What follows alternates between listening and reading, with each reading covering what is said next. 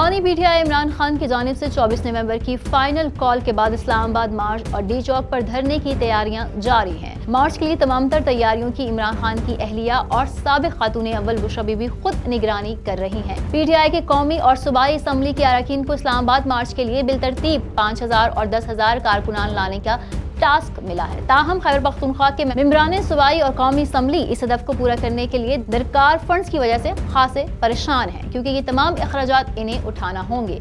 इस हवाले से मजीद क्या खबरें हैं, आइए आपको बताते हैं।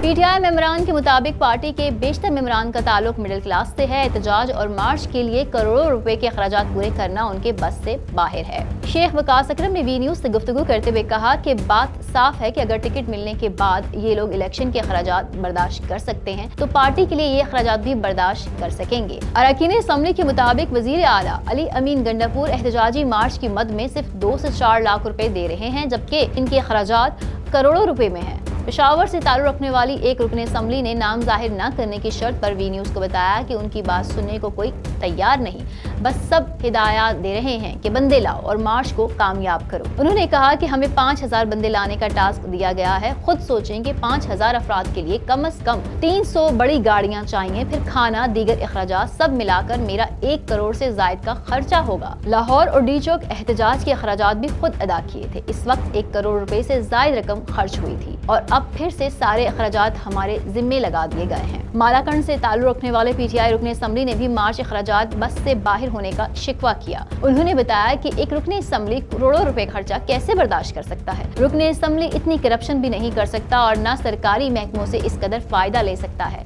हर बंदा अरबपति भी नहीं कि आसानी से करोड़ों के अखराजात बर्दाश्त करे। मजीद अपडेट्स के लिए देखते रहिए vnews.pk।